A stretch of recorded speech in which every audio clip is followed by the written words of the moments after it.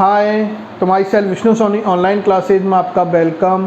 तो बेटा हम लोगों ने नेक्स्ट जो डिस्कशन स्टार्ट किया था तो सब बेसिक थ्योरीज या बेसिक अपन लोगों ने पॉइंट डिस्कस किए थे मोनेरा किंगडम्स के बारे में, properties of Monera kingdom. Next one by one जो आप लोगों के एग्जाम्पल्स हैं मोनेरा किंगडम के जो आपके एनसीईआरटी के अंदर इंक्लूडेड है वो हम लोग टुडे स्टार्ट करते हैं। फर्स्ट हम लोग बेटा जो टॉपिक स्टार्ट कर रहे हैं वो है आप लोगों के you bacteria. You bacteria, you bacteria का मतलब क्या है बेटा? सत्य जीवाणु।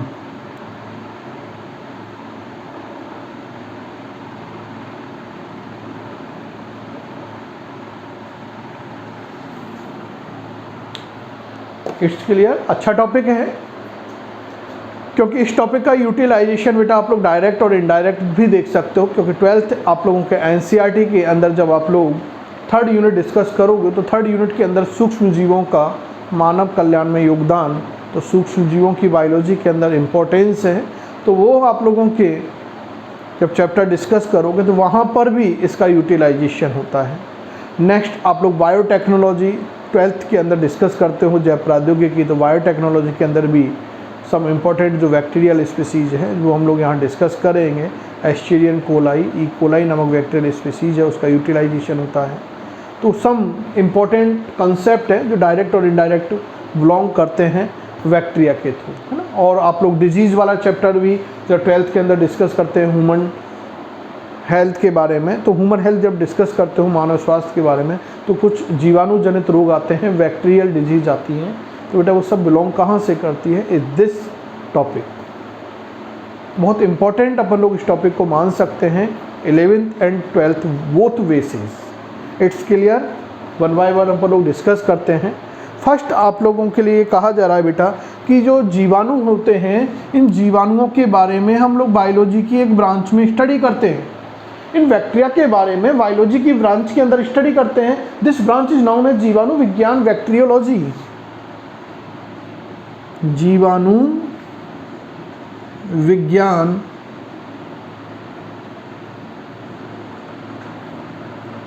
बैक्टीरियोलॉजी।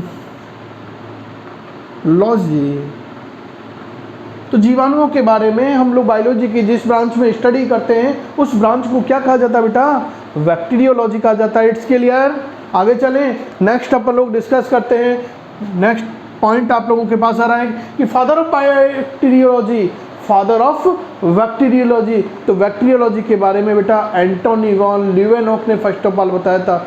जीवाणु को सबसे पहले देखने वाला भी साइंटिस्ट कौन था? Antony von Leeuwenhoek. इसलिए एंटोनी वॉन ल्यूवेनहॉक को जीवाणु विज्ञान का जनक कहा जाता है। तो जीवाणु विज्ञान का जनक कौन है? जीवाणु विज्ञान का जनक, जीवाणु विज्ञान का जनक है बेटा एंटोनी वॉन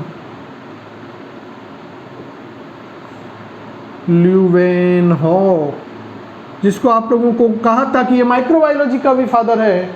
आगे हम लोग डिस्कस करते हैं बेटा कि इन यू बैक्टीरियाओं को सबसे पहले, इन सत्य जीवाणुओं को सबसे पहले देखने वाला वैज्ञानिक कौन सा है?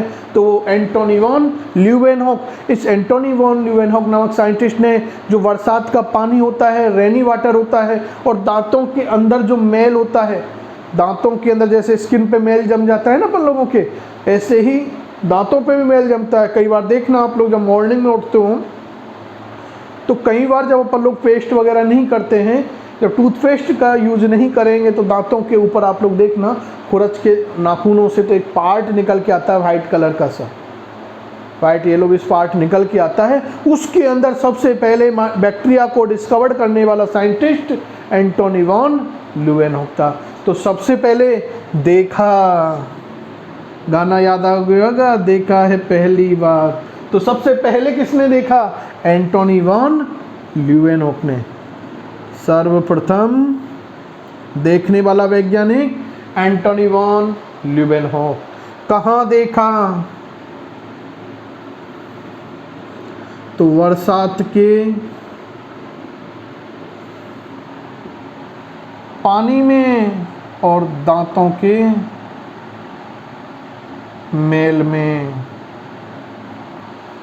और देखने के बाद, डिस्कवर्ड करने के बाद अपनी इस डिस्कवरी को लिखा था एक पुस्तक के अंदर, और उस पुस्तक का नाम दे दिया गया था,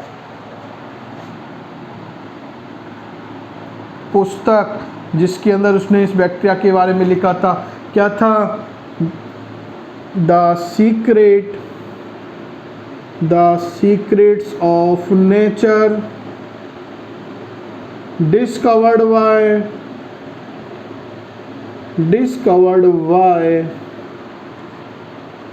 ल्यूवेनहॉक। It's clear? तो ये पब्लिश बुक थी। इस बुक के अंदर उन्होंने क्या किया, अपने इस डिस्कवरी को फाइंड आउट किया, उसके अंदर पब्लिश किया था।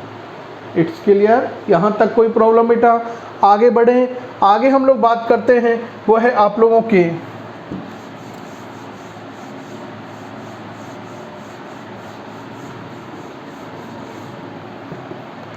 एक वैज्ञानिक और आता है, लुईस पाश्चर।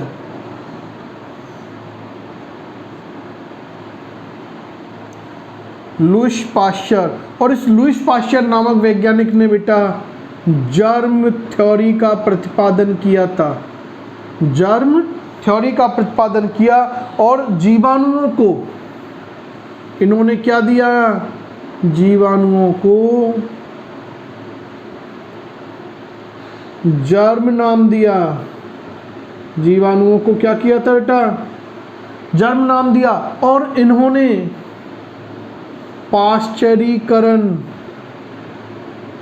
पाश्चराइजेशन विधि का भी प्रतिपादन किया।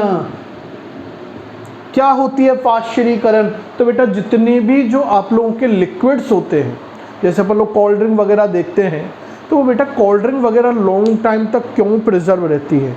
तो उनका पाश्चराइजेशन करा दिया जाता है कि जो लिक्विड्स होते हैं, यदि उन लिक्विड को 60 डिग्री जो आप लोगों के जितने भी तरल पदार्थ हैं, उनको यदि 60 डिग्री सेंटीग्रेड तापमान पर 30 मिनट तक रख दिया जाए, तो उनके अंदर जो जीवाणु होते हैं वो जीवाणु किल हो जाते हैं, यानी उनको जीवाणु मुक्त कराया जा सकता है। और यही टेक्निक क्या कहलाती है? पाश्चरीकरण कहलाती है। It's clear? आगे चलें। आगे बेटा आती है कॉच अवधारणा। रॉबर्ट कॉच एक वैज्ञानिक था, उसने अपनी एक अवधारणा दी थी। किसने? रॉबर्ट कॉच ने। और उस अवधारणा को जो अपने पाश्चराइज दिया था, उसको क्या कहा गया था? उसके अंदर ये कहा गया था बेटा कि कई जो रोग होते हैं वो जीवाणुओं के द्वारा उत्पन्न होते हैं। क्या कह दिया गया था? कि जीवों के अंदर जो रोगों का कारण है, जीवों के अंदर जो रोगों का कारण है वो क्या है? जीवाणु है, बैक्टीरिया है। यानी बैक्टीरिया जीवाणुओं के अंदर क्या करते हैं? रोग उत्पन्न करते हैं। क्लियर? तो वो थी आप लोगों के कॉच अवधारणा। आगे हम लोग बेटा कह रहे हैं कि इन्होंने जो टीबी का बैक्टीरिया, ट्यूबरकुलोसिस, बात वही आ रही है कि आपके 12th ह्यूमन हेल्थ के अंदर काम आएगा। एवं ट्यूबरकुलोसिस जो डिजीज थी, और एक जो हैजा कॉलेरा जो हैजा रोग था, विब्रियो कॉलेरी जो जीवाणु के द्वारा उत्पन्न होता है, तो इसका कारण जो बताया था, वो कारण किसको बता दिया? बैक्टीरिया को, जीवाणु को बताया गया था कि प्राणियों के अंदर जो क्षय रोग होता है, टीबी जो रोग होता है और हैजा रोग होता है, वो जीवाणु जनित रोग है। It's clear? तो ये आप लोगों के कॉच अवधारणा के बारे में आया है। किसके बारे में आया है? कॉच अवधारणा के बारे में हम लोग बात कर रहे हैं। आगे हम लोग कह रहे हैं बेटा कि अपन लोगों ने जस्ट डिस्कस किया था कि एंटोनी वॉन ल्यूवेनहॉक ने क्या कहा था? बरसात के पानी के अंदर, दांतों के मेल के अंदर सबसे पहले जीवाणुओं की खोज की, और उनको जीवाणु नाम नहीं दिया बल्कि एनिमल्क्यूल्स नाम दिया। तो जीवाणुओं को एनिमल्स्क्यूल्स नाम देने वाला जो वैज्ञानिक है वो एंटोनी वॉन ल्यूवेनहोक। क्लियर? कौन है? Antonie van Leeuwenhoek. तो सर बैक्टीरिया नाम किसने दिया? तो एहेरेनबर्ग एक वैज्ञानिक था। कौन सा वैज्ञानिक है? एहेरेनबर्ग। एहेरेनबर्ग नामक वैज्ञानिक ने इनको क्या नाम दिया? जीवाणु बैक्टीरिया नाम दिया था। It's clear? एनी कोई प्रॉब्लम? तो ये आप लोगों ने some accounts of you bacteria relative to किससे हम लोगों ने डिस्कस की है? इसके जनरल इंट्रोडक्शन की बात की है बेटा। किसकी बात की है? जनरल इंट्रोडक्शन की हम लोगों ने यहाँ बात की है। तो ये हम लोगों ने बेटा जनरल अकाउंट क्लियर किए हैं। आगे हम लोग बढ़े तो आगे हम लोग डिस्कस करते हैं नेक्स्ट इसी के अंदर टॉपिक, जो सब टॉपिक है वो है बेटा आप लोगों के इन यू बैक्टीरियाओं का आवास। हैबिटेट की बात करते हैं, आवास की बात करते हैं कि ये कहाँ कहाँ पाए जाते हैं।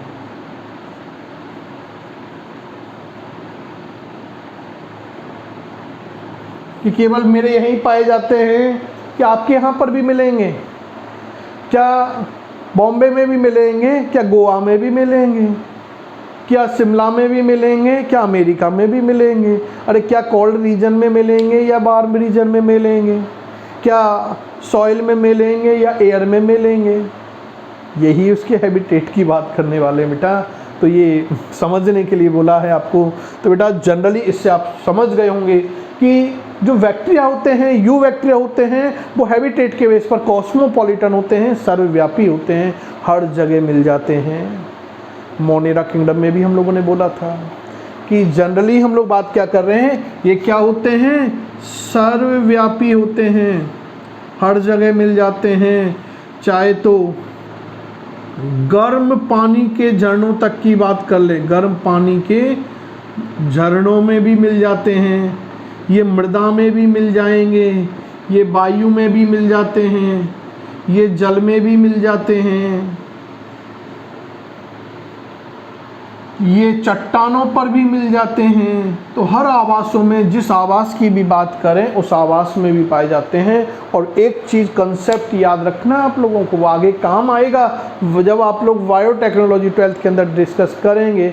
तो वहाँ आपके पास आएगा थर्मस एक्विसिटम टैग, एक एंजाइम का यूटिलाइजेशन करते हैं, उसको उससे आइसोलेट किया गया है। वहाँ पर जब आप लोग पीसीआर टेक्नोलॉजी डिस्कस करोगे वहाँ आपके पास आएगा कि वह एक ताप प्रतिरोधी क्या है, एंजाइम है। और इसको उसी बैक्टीरियल स्पीसीज से किया गया है क्योंकि ये थर्मो रेजिस्टेंस बैक्टीरियल स्पीसीज है। तो गर्म पानी के झरनों तक भी ये स्पीसीज पाई जाती है, उसमें भी अपना जीवन यापन कर सकती है। It's clear? तो एक छोटा सा माइनर टॉपिक था आवास, हैबिटेट, जो जस्ट हम लोगों ने कंप्लीट किया है। आगे नेक्स्ट टॉपिक डिस्कस करते हैं बेटा यू बैक्टीरिया के अंदर, और वो है आप लोगों के आकृति। अच्छा टॉपिक है आकृति, शेप। और इस शेप का मेंशन बात वही हम लोग कर रहे हैं कि आपके 11th में जस्ट बायोलॉजिकल क्लासिफिकेशन चैप्टर्स के अंदर भी है। जब आप लोग 3rd unit cell biology discuss करते हो तो cell structure a unit of life जब आप लोग डिस्कस करते हो तो वहाँ पर भी मेंशन है कि जनरली जो बैक्टीरिया होते हैं उन बैक्टीरियाओं की 4 मेजर शेप होती हैं। कितनी होती है? 4 मेजर शेप होती है। आप लोगों को याद आ गई होगी कितनी आकृतियाँ बताई गई है? सामान्यतः 4 according to NCERT. Out of NCERT बात करें तो वेरियस शेप होती हैं, डिफरेंट शेप के जीवाणु पाए जाते हैं। लेकिन अकॉर्डिंग टू एनसीईआरटी 4 आकृति के, 4 शेप के क्या होते हैं बेटा? बैक्टीरिया होते हैं। फर्स्ट शेप जो बैक्टीरिया की होती है वो होती है आपके गोलाकार जीवाणु। कौन से जीवाणु? गोलाकार जीवाणु, जिनको कॉकस बैक्टीरिया भी कह दिया है। सेकंड शेप होती है छड़ाकार जीवाणु,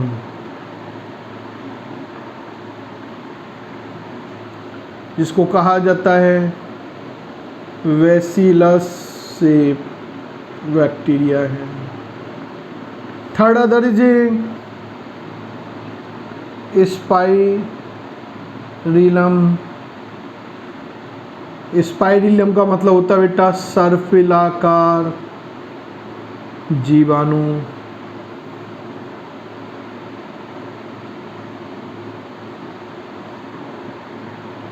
स्पाइरुलम बैक्टीरिया। और fourth other shape is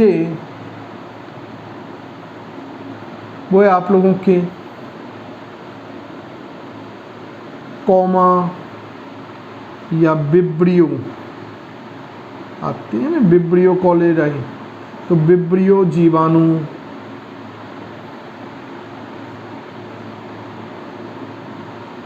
vibrio bacteria. This is the 4 basic shape of bacteria. जीवाणु ये सामान्यतः इन 4 आकृति के होते हैं। बेटा यहाँ से जो क्वेश्चन आता है, फर्स्ट क्वेश्चन, जो फर्स्ट अटेम्प्ट आपके फर्स्ट फोकस जो क्वेश्चन है, वो केवल आपको 2 वर्ड याद रखने हैं। 2 वर्ड क्या याद रखने हैं? यदि कॉमन बैक्टीरिया की शेप की बात करें, सबसे ज़्यादा मोर यदि हम लोग बात करें तो कौन से होते हैं? छड़ाकार होते हैं, बैसिलस शेप के बैक्टीरिया होते हैं। सर्वाधिक जो बैक्टीरिया हैं वो कैसे होते हैं? छड़ाकार होते हैं। यदि हम लोग बात करें, क्योंकि आगे चल के हम देखेंगे कि बैक्टीरिया के अंदर मोटेबिलिटी होती है, गतिशीलता होती है, जीवाणु अपने कशाभिकाओं के द्वारा वो गति करते हैं, गतिशीलता दिखाते हैं, तो क्या उन पे फ्लैजिला कशाभिकाएं उपस्थित है या नहीं? सेलवायों में कशाभिकाएं आप लोगों ने पढ़ी होंगी, सीलिया, फ्लैजिला, पक्षमाविका और कशाभिका आप लोगों ने डिस्कस की होंगी। आगे हम लोग डिस्कस करेंगे यहाँ पर भी बेटा। तो बैक्टीरिया की सरफेस पर क्या होते हैं बेटा?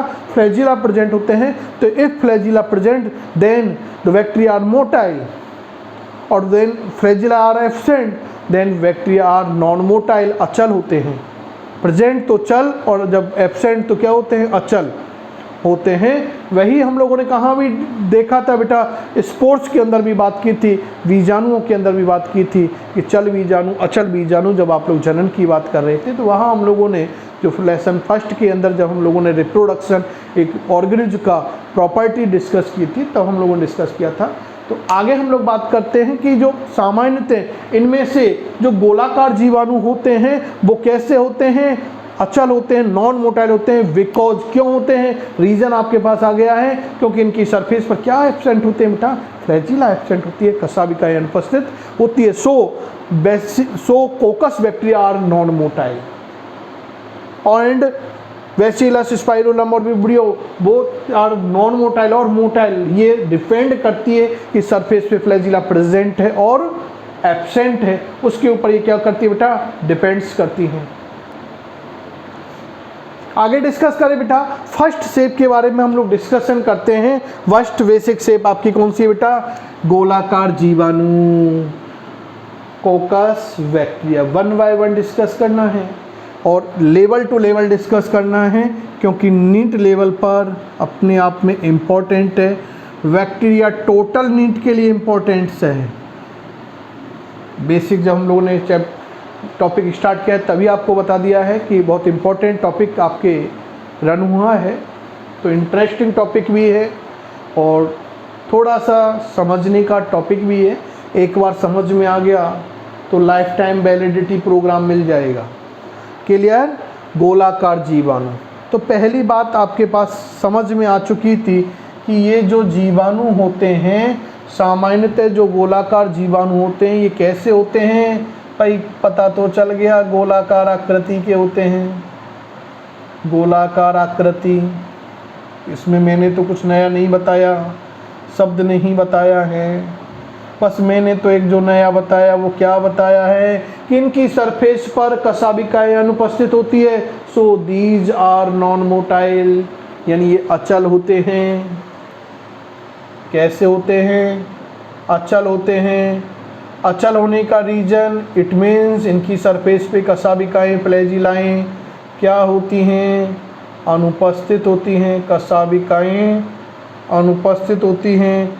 और यदि देखें तो ये सबसे सूक्ष्म होते हैं, यानी छोटे आकार वाले होते हैं, गोलाकार है। दुनिया में सबसे छोटी जीरो भी है और सबसे बड़ी भी जीरो ही है। शून्य सबसे छोटी, जिसका कोई महत्व नहीं, लेकिन किसी शब्द के साथ जुड़ जाए, किसी डिजिट के साथ जुड़ जाए, ऐड हो जाए, तो फिर तो अर्थ समझ में आ जाता है ना भाई। केवल जीरो लिख दें तो जीरो का मतलब तो जीरो, लेकिन एक के बाद जीरो लगाते तो 10, एक के बाद में जितनी जीरो लगाए उतना उसका महत्व बढ़ता हुआ चला जाता है।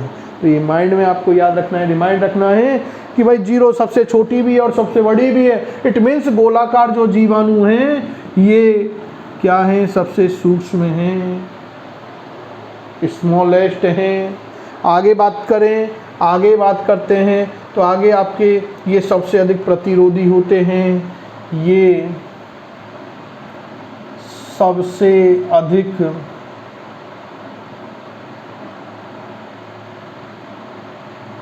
प्रतिरोधी होते हैं। नेक्स्ट हम लोग बेटा आगे डिस्कशन करें, लेवल की बात करके चले। एनसीईआरटी का मामला फिनिश, एनसीईआरटी से थोड़ा सा उठें तो आगे हम लोग देखते हैं कि जो इनके अंदर जो कोशिकाएं होती हैं, उन कोशिकाओं की व्यवस्था के आधार पर ये गोलाकार जीवाणु भी कई प्रकार के होते हैं। तो नेक्स्ट, कोशिका व्यवस्था के आधार पर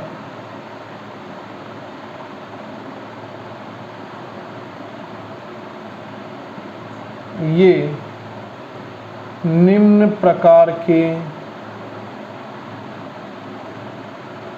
होते हैं।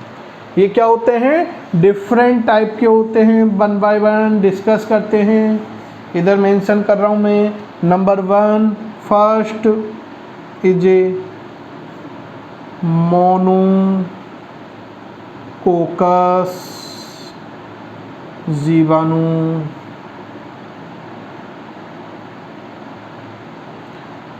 आपको अंग्रेजी वर्ड के फॉर्म में ही याद रखना है। मोनोकोकस, मोनो का मतलब आ गया ना एक, कोकस का मतलब गोलाकार, जीवाणु का मतलब बैक्टीरिया। इसका मतलब ये गोलाकार जीवाणु एकल रूप में पाए जाते हैं। कैसे होते हैं, इस प्रकार से होते हैं। यदि इनके अंदर केवल एक सिंगल गोलाकार सेल हो तो उसको क्या बोलेंगे, मोनोकोकस बोल देंगे। क्लियर। आगे देखें, सेकंड हम लोग जो बेटा बात करते हैं वो है आपके डिप्लोकोकस जीवाणु। तो डिप्लोकोकस, डिप्लो का मतलब क्या है बेटा, दो। तो हमेशा ये जो गोलाकार जीवाणु होते हैं वो युग्म में होते हैं। कैसे होते हैं, युग्म में, जोड़े में, जैसे मियाँ बीवी होते हैं, साथ साथ होते हैं। क्लियर। तो यदि इस तरह की कंडीशन दिखती है तो क्या है, डिप्लोकोकस है। जैसे डिप्लोकोकस निमोनिया रोग का जीवाणु है, याद रखना पड़ेगा मानव स्वास्थ्य के लिए 12th के अंदर। क्लियर। आगे चलें। नेक्स्ट हम लोगों के पास जो कंडीशन आती है बेटा वो क्या है, आप लोगों के टेट्राकोकस जीवाणु। शब्द से ही पता चल चुका है कि कितने गोलाकार होंगे। ये इस प्रकार से बेटा, ये 4 गोलाकार रचनाएं आपस में इस प्रकार से जुड़ जाएं तो उसको क्या कहा जाता है, टेट्राकोकस बोलते हैं। और स्ट्रेप्टोकोकस किसको बोल देंगे, फोर्थ अदर इज स्ट्रेप्टोकोकस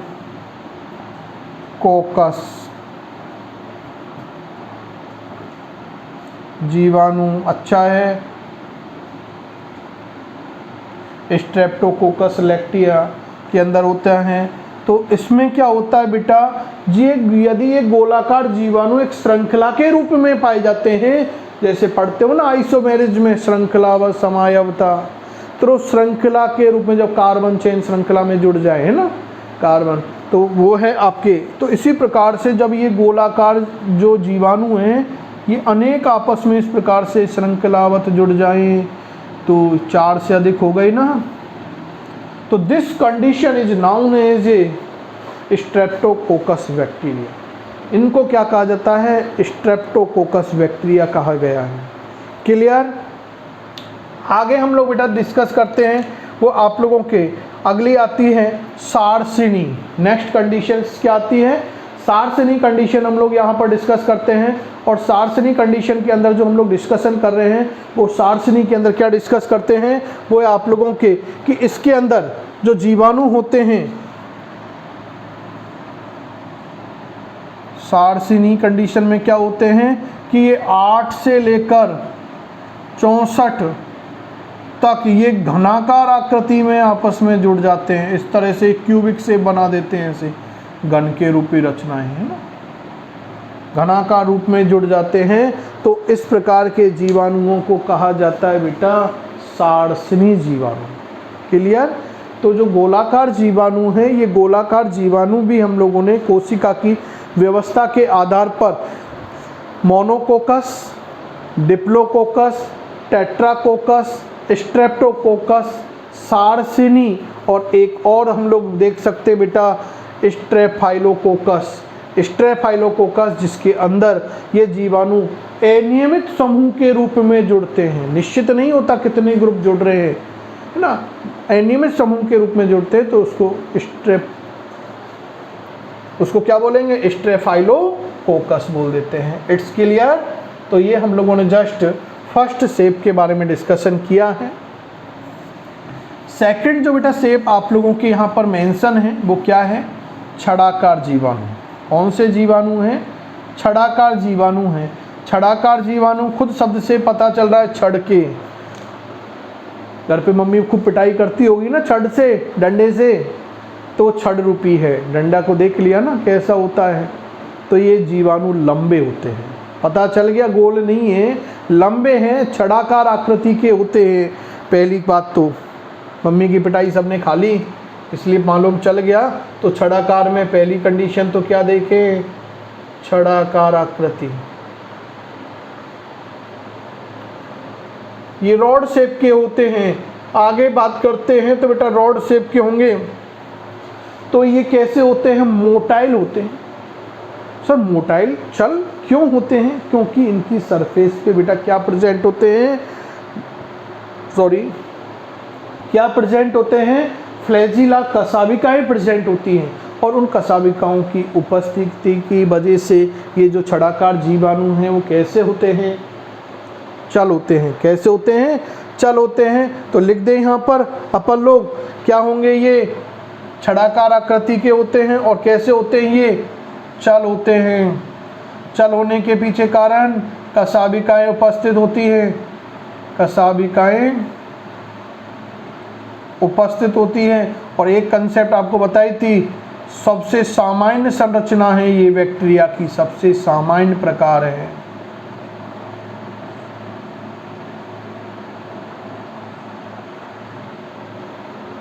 यानी मोस्टली जीवाणुओं को, मोस्टली बैक्टीरियाओं को दिस सीरीज इंक्लूड किया गया है। आगे बढ़ें। जिस प्रकार से गोलाकार जीवाणुओं को भी हम लोगों ने कई भागों में वर्गीकृत किया था, सेम लाइक जो आपके वेसिलस शेप जो बैक्टीरिया होते हैं ये भी डिफरेंट टाइप के होते हैं। तो ये भी क्या होते हैं बेटा? निम्न प्रकार के होते हैं। निम्न प्रकार के होते हैं। अब कितनी, क्योंकि छड़ाकार संरचना ऐसे ही होती है ये, है ना। अब ये कितनी है? एक है तो मोनोवेसिलस, दो है तो डाइवेसिलस। वही बात करते हैं अपन लोग। तो नंबर 1 इज ए सिंगल वेसिलस।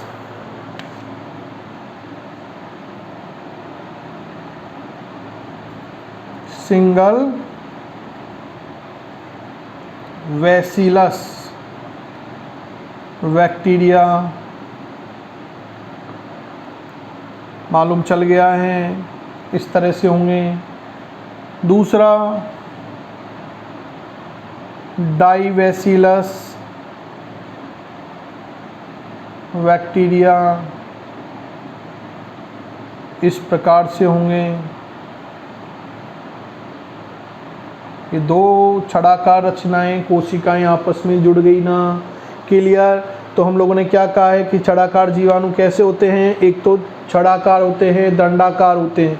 कई जगह छड़ाकार की जगह बेटा दंडाकार भी मिल सकता है।